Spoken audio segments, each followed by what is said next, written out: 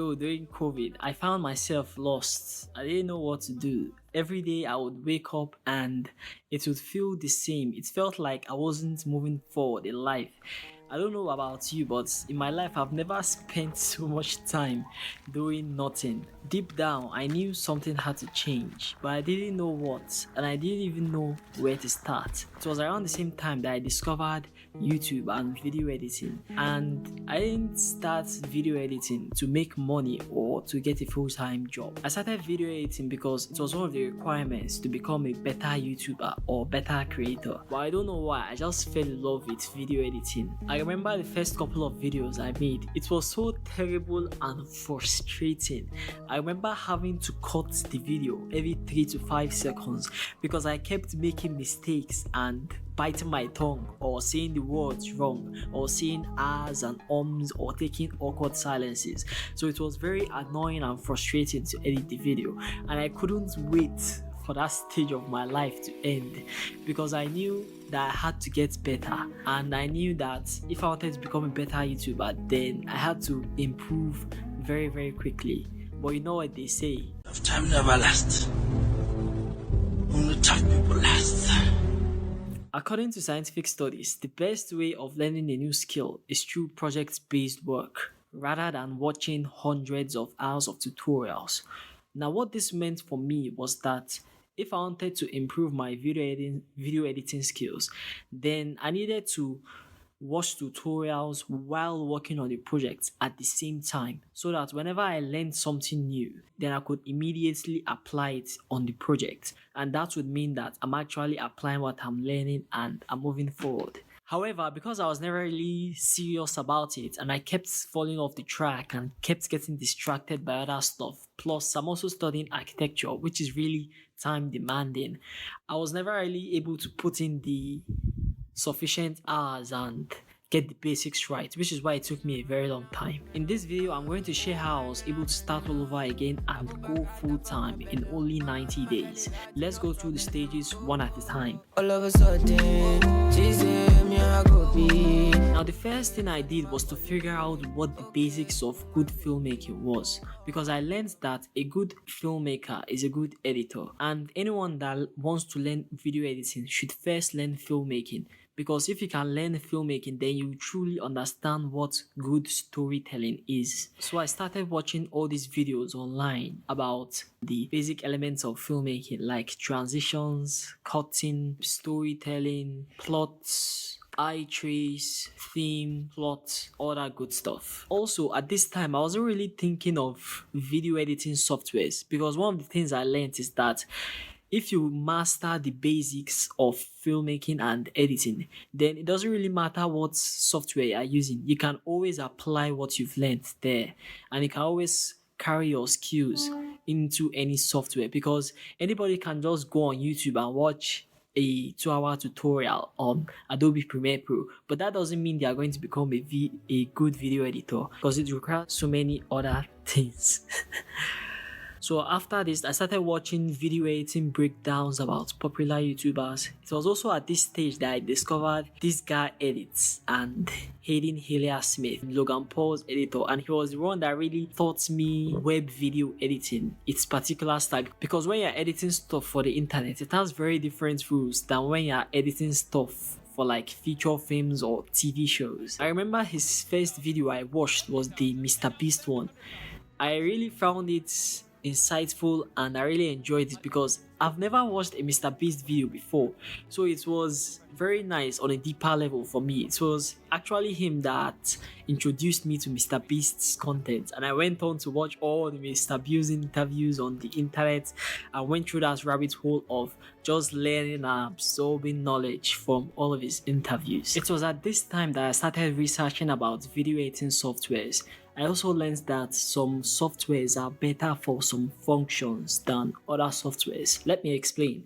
For example, I learned that Avid is usually used for feature films and like TV shows, and then Premiere Pro, Final Cut, and DaVinci Resolve are good for a wide range of projects. And then CapCut and Wondershare Filmora are beginner friendly, and they have been optimized for internet based content, the way the software is arranged and made. I ended up experimenting with all of them except Avid and Final Cut Pro. I eventually went with Adobe Premiere Pro and really honed in my skills there. However, when CapCut came out, I decided to try it out and I realized that it is actually better for simpler projects, because I don't know about you, but with Premiere Pro, I found myself getting distracted by all these little details, because Premiere Pro allows you to really go deep and like change whatever I don't like in very small scale. I end up getting distracted by it. But for CapCut, I tend to use it for smaller projects that don't require that much attention or detail. But let me know what you guys think. Do you use different softwares like I do, or do you just focus on one and really master it? I think it was also around that time Hayden and his friend opened a podcast. It's called The Editing Podcast. I think it's really great. You guys should go and listen to it. You always find stuff to learn there. Very unique things. Things like there was this episode where they brought on the editors of Euphoria. And Euphoria is one of my best TV series. Yeah, I really like it. So it was very nice to get into the minds of the video editors of Euphoria and learn their thought process and the certain choices they made while they were editing a certain scene, and how they were experimenting with the TV show as a whole. It's Young John, the wicked producer.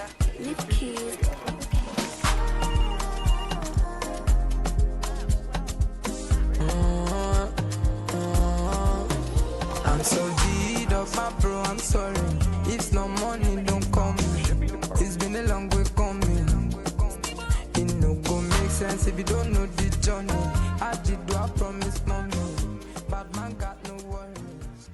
Now during this stage, I had learned like the basics of video editing and I was a fair video editor, but I still didn't really have any real world experience.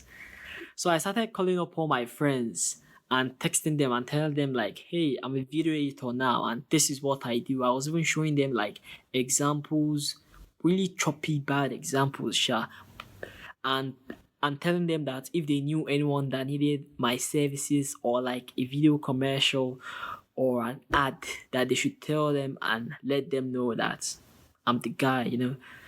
But I kept getting no's and next times. It didn't really work. But I decided to keep trying anyway. And eventually I found myself making like a video ad or intro for my sister's branding agency. And then when I showed it to her, she really liked it.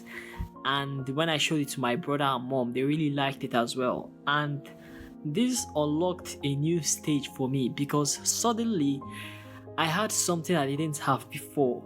I had proof. I had something I could show, because whenever people asked me for examples of my work, I didn't really have something to show. But now I could put my foot in the door. Now I had an opportunity. And I just kept going on that path. I kept making free stuff for people so I could develop my portfolio sort of. I even made a video commercial once for like a shop. You see, there was this printing shop that opened a few blocks down my house. The owner was my brother's friend and I had my brother ask him to see if it was okay for me to make a video commercial for him, and he said yes. So immediately I went on YouTube and typed video commercial and learned all the stuff I could. I brought out my notepad, I started jotting things down, and then the next day when I went to talk to him, we talked about different stuff, about how the video would come out, about how I didn't have a camera or an iPhone to use to record the video. So he ended up borrowing his friend's iPhone so that we could use it to shoot the video for him. The video ended up being not too bad. Not too bad. I didn't make any money from the project or get new clients, but I learned so many things that I wouldn't have learned if I just kept watching tutorials about stuff, because I was able to apply all the things that I've learned in real life about interacting with clients, stuff like that. So it was a very good experience.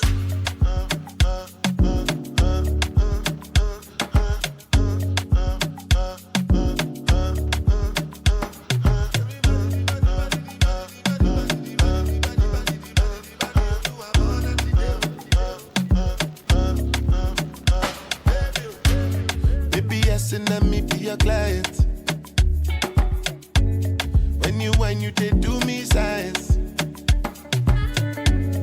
Any market you sell at the buy. There's this video by Naija about luck, and there was this line that stood out to me in the entire video, and it says, success is 1% inspiration, 49% hard work, and 50% luck. And that just blew my mind, because very often as humans we want to take credit for everything. Whenever we achieve some greatness or something magnificent in our lives, we like to say, yes, this happened because of my hard work, I deserve it.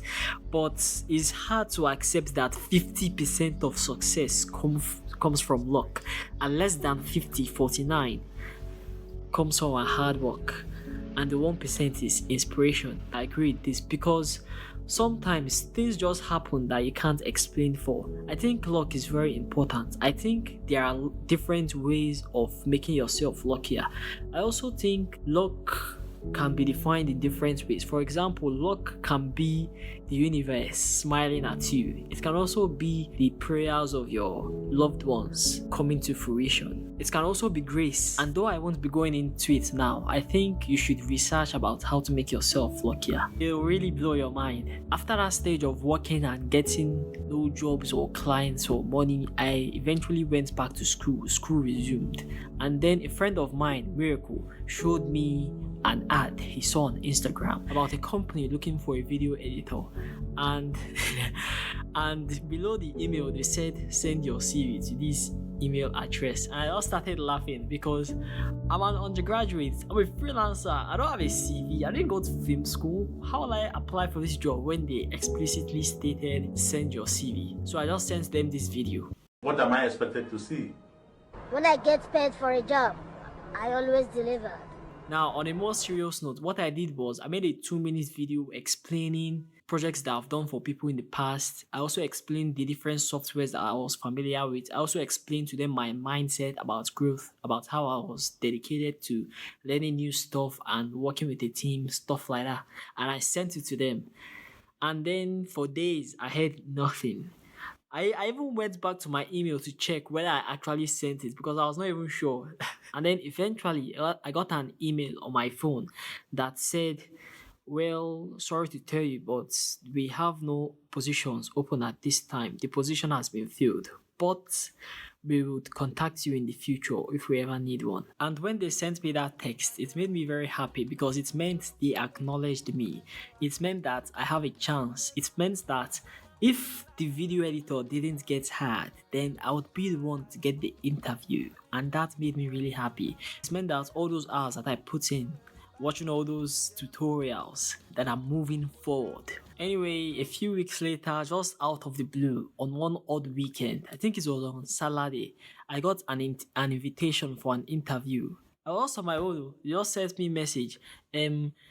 When do you feel comfortable having a Zoom interview? Let us know in the next few days.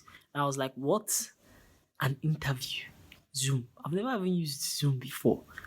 So I had to go and start installing Zoom and go on YouTube and start checking how to pass interviews.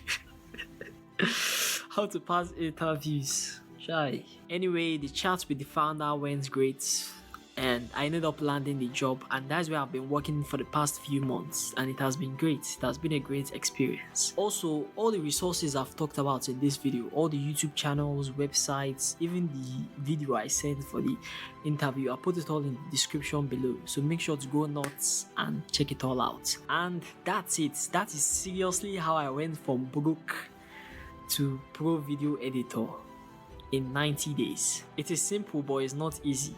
It's not easy. It's simple, and if I can do it, if me, the laziest person alive, can do it, then I think you can do it too.